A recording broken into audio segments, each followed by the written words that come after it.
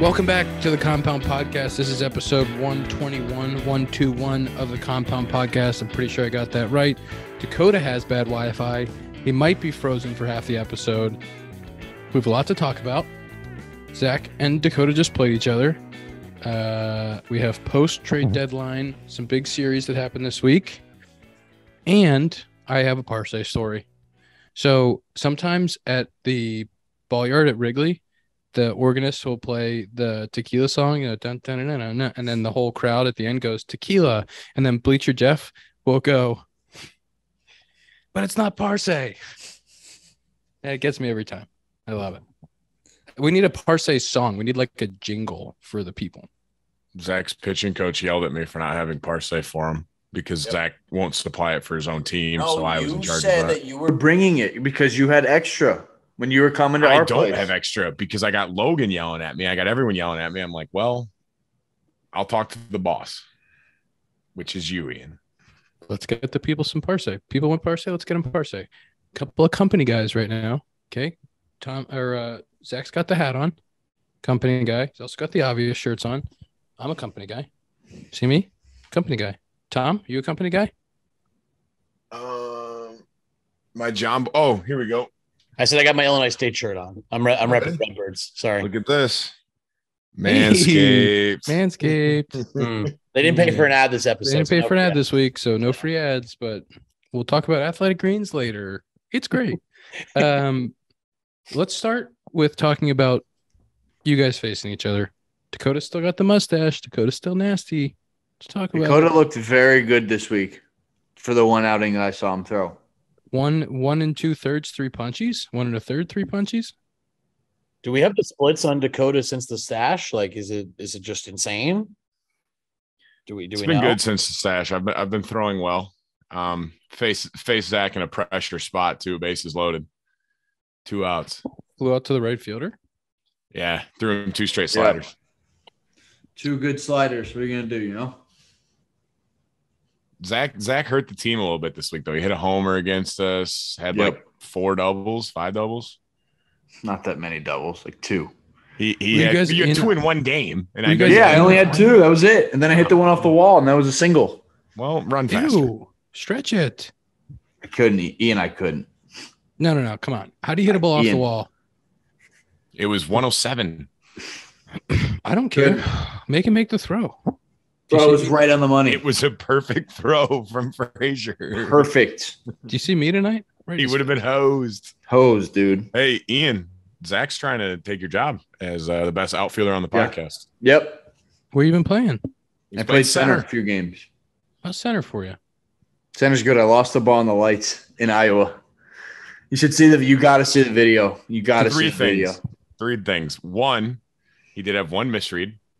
He had 1 very nice catch. That was a really good play. And then he had a lost in the lights ball that we need to send to Tom to get tweeted because it is fantastic. Wait, where's the misread? There was like a line drive that you kind of ran like sideways and back and then tried to come in and dive. And it was like 3 feet in front of you. And we threw him out at second? Yeah. I mean, you ended up getting it second, but if you took a better route, that's an out and an assist. Guess what? It could have been caught. Do you want to talk about defensive metrics? You get no points for that. You get murdered. You get murdered for a misread that falls in front of you, even though you still get the out. Murdered on the defensive metrics. I've been having I'm on a defensive metric crusade. Yes, I'm on a defensive metric crusade. And the things that you get absolutely destroyed for are comical. I robbed a home run. Shout out to me. I robbed a home run in St. Louis. Got less than half a run of defensive value, 0.47. Okay. There was a play in St. Louis earlier this year where Ortega went up to try to rob a home run, and it landed in the front row in St. Louis. Okay. Couldn't have caught it. Not possible. He lost a full run of value. How? That's what I'm trying to tell you. I don't know. Did you bring it up with people? Like, Yeah, we just get livid about it all the time. They just like the defensive metric people just say like, well, over the course of the year, it all evens out. It's a small sample size. You need a larger sample size. Did you guys see that play that I made against the wall Yeah. the other day? Okay. The defensive metrics don't know where the walls are. Okay. So you make that play Is this like jumping. a robot? Yeah, it's an algorithm. You make that play jumping into the wall, get 0.17 of defensive run save. 0.17, okay, for jumping into the wall and making a catch. The guy hits a ball over my head yesterday at 108 miles an hour. 108. One hops the wall in left field at Wrigley. It gives me a 14% chance of catching the ball. Guess what I get docked? 0.12. So those are basically. Wait, where is this documented? It's just on the algorithm in the space. I don't know. It's all the Baseball Savant has one, and Statcast has one, and Fangraphs has one. Everybody has a defensive metric. Is there like a live ticker going on that you lost a point or something? No, you can look it up on the interwebs if you're losing points or winning points. I don't know where that's it is. wild, dude. That you know that. That's wild, dude. Well, I'm deep into the defensive metrics these days. It's important. I don't think Ian's ever saved, man. Come on, man. It's fascinating. It's just a fascinating thing about how runs are measured. Ian, since you're looking so deep into that led me to remember Zach, his first day when he got to Toledo, got to the park at 5:40 for a 6:30 game, 0 swings pregame, didn't get to sit and look at his phone and watch 100 videos of film. And what does he do? Rips the second pitch of the game off the wall for a double. It's almost like he needs to just not think and go up there and swing it. Do less. You ever see that movie, Forgetting Sarah Marshall? Do less. Yes. Zach, care to say anything about that? Zach, do you remember when Post played that for us? No. Were you there? No, I probably was sent down. One spring training, our hitting coach played that Forgetting Sarah Marshall video for the hitters in a meeting. Like, do less. Nope, too much. Less. I love that. Do less. You had 2 doubles your first 2 at-bats. You're right, I did. What'd you do the next couple of days? You probably took 100 swings. No, it's too hot, dude. It's too hot. It was. We didn't have BP like at all. Yeah. I was just kicking it, man. I was just riding the wave because I was like, wow, I have no idea what I'm doing at the plate right now. I haven't played in 9 days. Zach, I have a question for you. What's up, Ian? How's the new batter's eye in Iowa? It's not bad. It's really small and it's reflective. So you're looking into a shadow even when there's no shadows. Need to figure that one out, huh? Just the way I like it. It's like you've seen Happy Gilmore, you know, with the Red Lobster guy crashes into. You know how the thing is built? That's what he has to the putt off batter's eye it? is built on.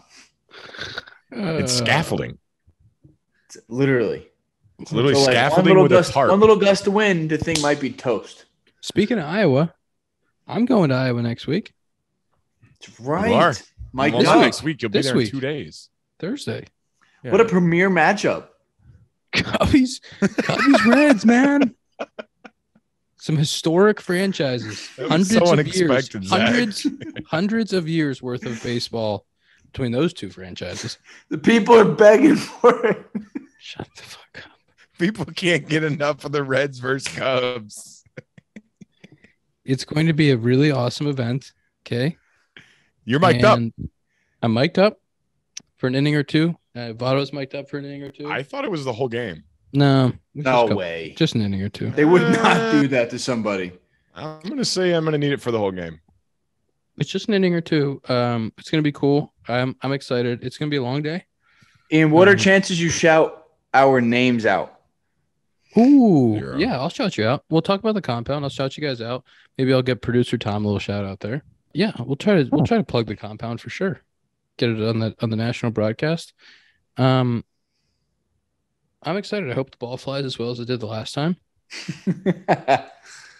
Yeah, you should have a 3-homer game. Oh, can you imagine? God, I'd be so excited.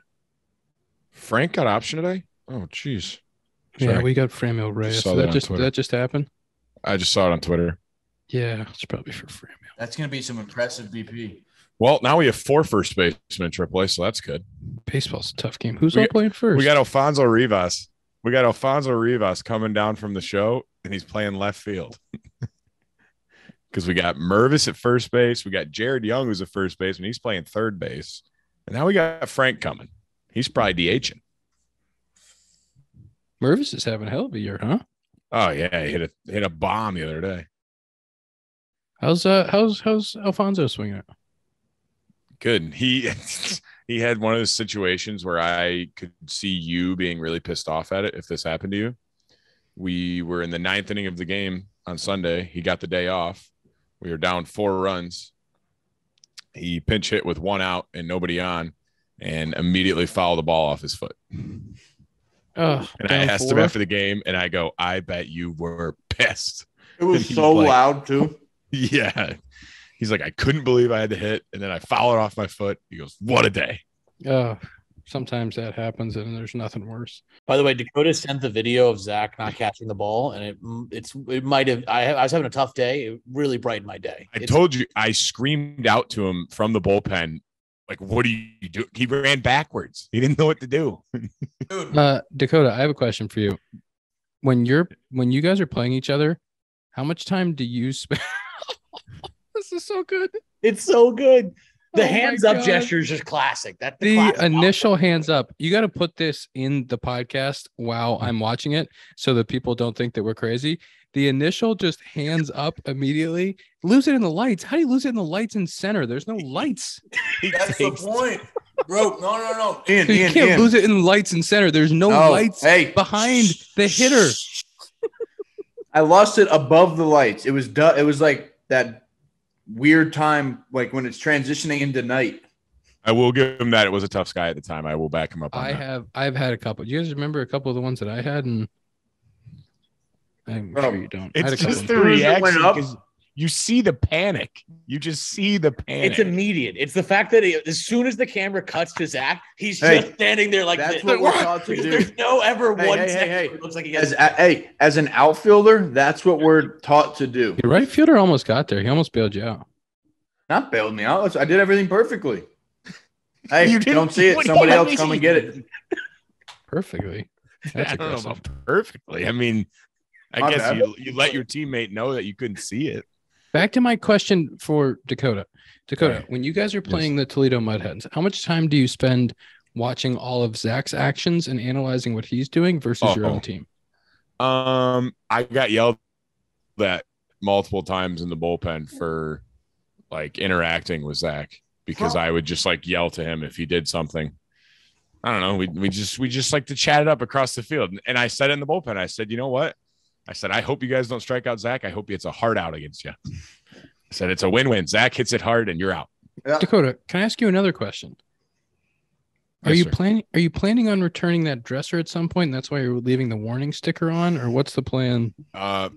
They cover our housing, and this was the dresser that was in my room when I got here, and I am not going to touch a thing because I don't want to find them. I don't want to give them any reason to charge me for anything. Okay, that's fair enough. So it's going to stay right there. Let's talk about a couple of the marquee series that happened this week. Okay, you had the Dodgers versus the marquee series this week of Cubs and Reds. Well, that's coming. We'll talk about that after it happens. But before we talk about that, let's talk about the Dodgers and the Padres. Pods get Soto, Drury, Josh Bell, Hader. They go in and they play the Dodgers, who have the best record in baseball, and they get swept. What do you got? It's almost like if you're watching the Captain Doc, it's almost like the Yankees Red Sox, like early 2000s. Like the Yankees they're just better. Like the Dodgers are just going to beat the Padres. It's like, oh, you got these nice new players. Like we're just going to beat you anyway. Until eventually it's going to take some dramatic heroics for the Padres to get it done. Do you know what the scary thing is about the Dodgers? What's that? To me, the scary thing about the Dodgers is the Dodgers are doing what they're doing with Walker Buehler being hurt. Kershaw just got hurt. Dustin May not being there. Treinen, Hudson, Daniel Hudson? This guy? I Really? don't think Throws he's really there. hard. Kershaw just got hurt. Kershaw's down. And they have Muncy, who hasn't turned it on yet, so you know that's coming. You have Bellinger, who hasn't turned it on yet. You know that's coming. Chris Taylor was hurt. Chris Taylor's coming back. That's terrifying, kind of a little bit. That's just unbelievable development. It's scary. Development. They have fucking sure. They've No. developed some good players. They also have 4 MVPs on their team. Yeah, of course. And- No, but I'm saying like you think of 4 people right now, top of my head, like Walker Buehler, Gavin Lux, Will Smith, and maybe 3 people. Top of my head. Dustin May. Those guys are all Um, first round picks. I know, but they're all developed by that team, though. Zach McKinstry. There you go. How That was Cubbies? a Cub. Yeah, I mean, the Dodgers are deep. They're very deep. They got a lot of good players. I think it's going to take the Padres a minute to like gel. And I don't think it was fair. I don't think it's fair for any fans to judge the Dodgers or the Padres off of that first series. It's going to take them a minute. Soto's got to get comfortable there. Josh Bell's got to get comfortable. They're going to be fine, but it was like it's a lot to handle coming in, doing all that. But it's going to be a really, really interesting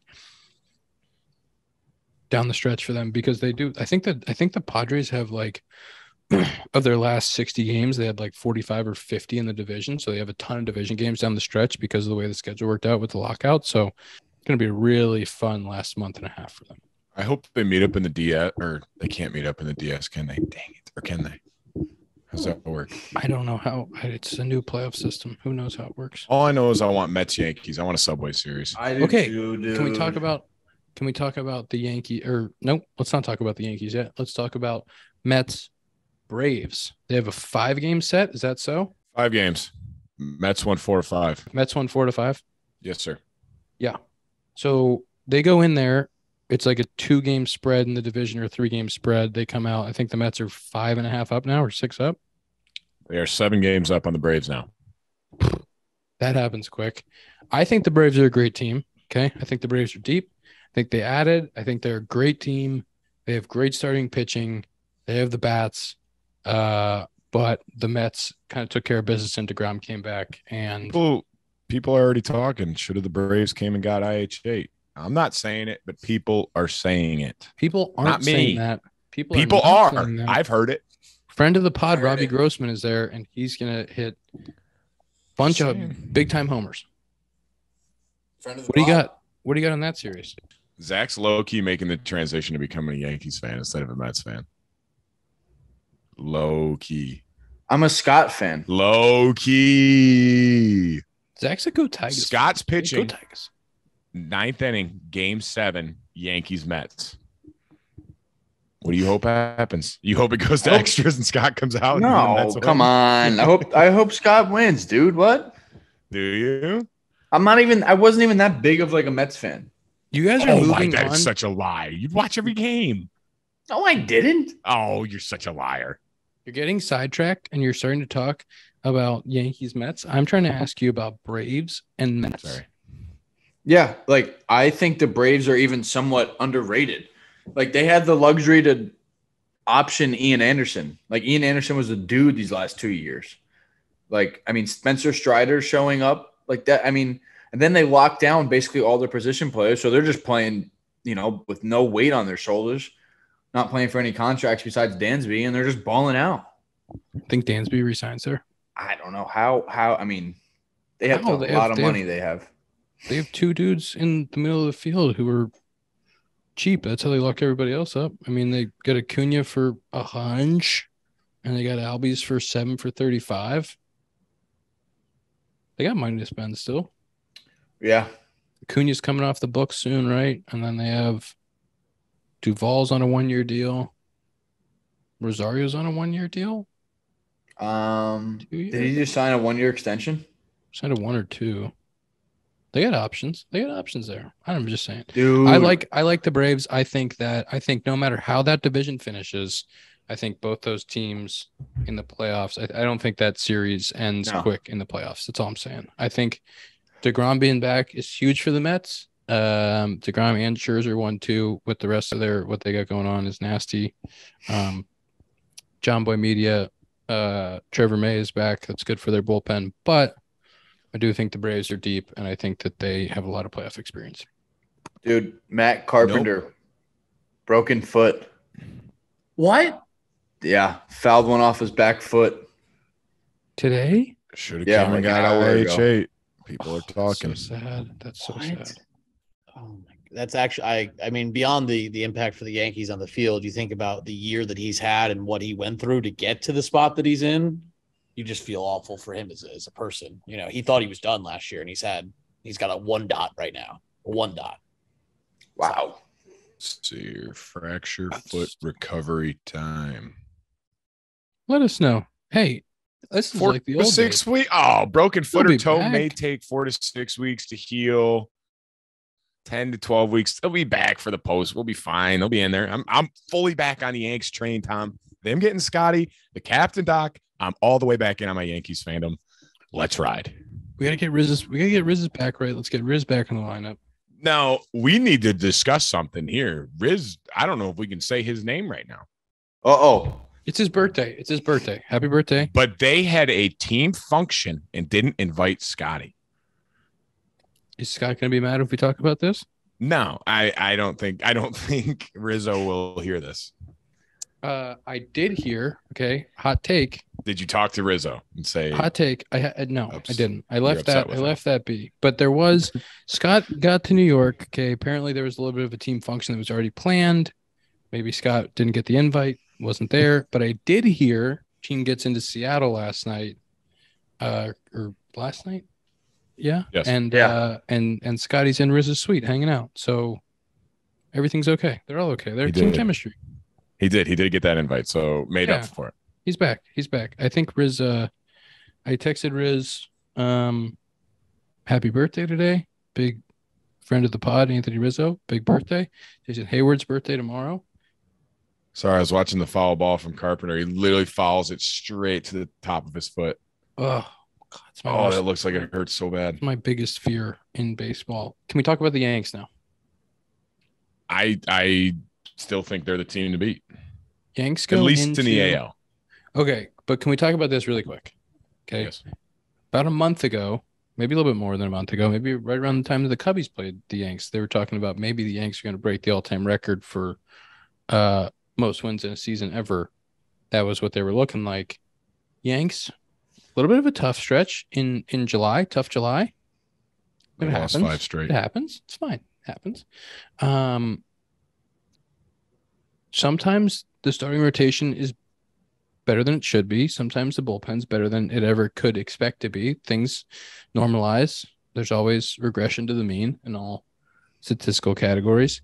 What's important, I think, is who is hot going into the playoffs. The one thing that I will say Anthony Rizzo knows is that the 2016 Cubbies had this happen to them. 2016 Cubbies had a little letdown. It was either right before the All-Star break or like late in the year, but the 2016 Cubbies had a little stretch of like what's going on.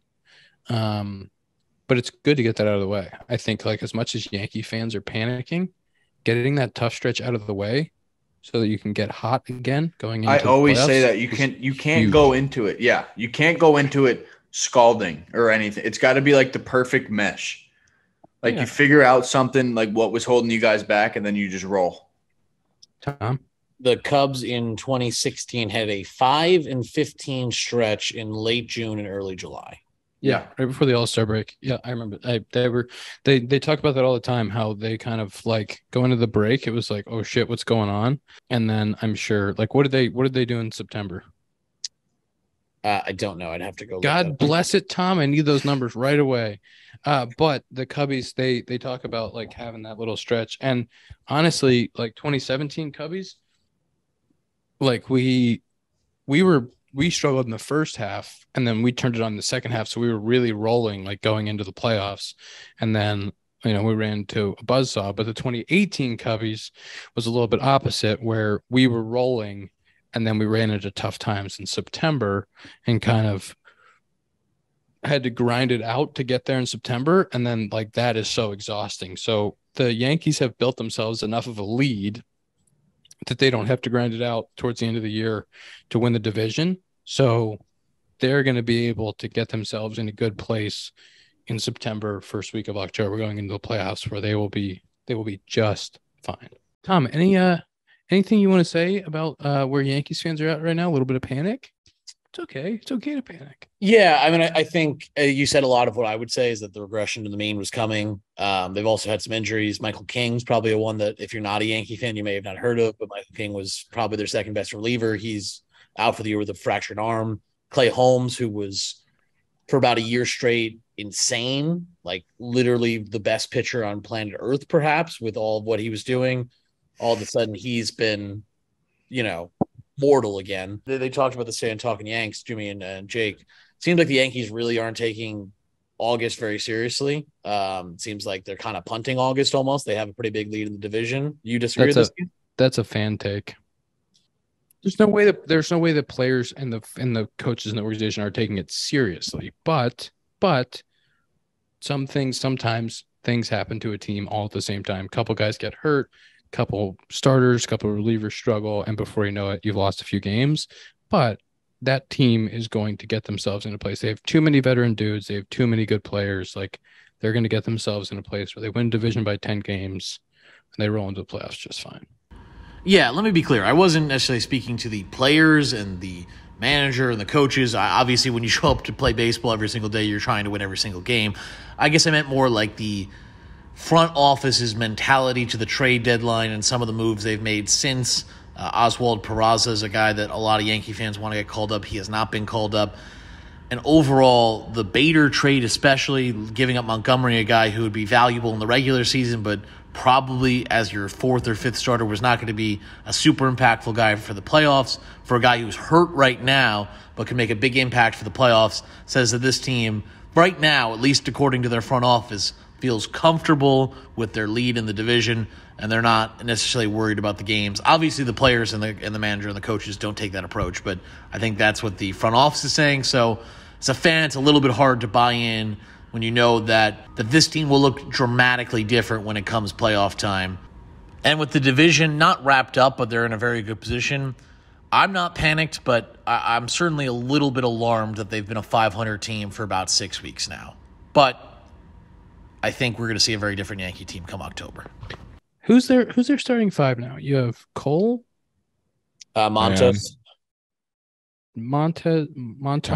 Tyon, Nestor Cortez, and then Herman right now is probably their fifth.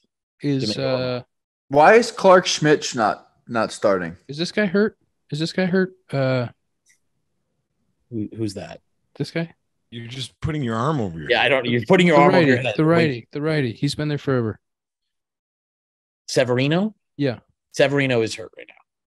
He's hurt. He's on the 60-day IL. They 60-day IL'd him about maybe when all the trades happened like a week ago. He should be back in September is what they're saying. Britton is also – the Yankees got a bunch of good news today. Britton's up and pitching. Supposedly he might be ready for September. Stan was doing some on-field work, and Severino was throwing again today. That was the first we heard about that. So I'm not worried. I as you said, I think you said a lot of what I would say is that I'm not really worried about August. Let's see what they look like in September. They need to kind of find themselves before the playoffs, though, because they've been a 500 team now for about 6 weeks. There's still just so much time. Like, it's so early in the grand scheme of things. Like, fans panic. Imagine your team being 70-39 and panicking. Right. What are we doing? Enjoy it.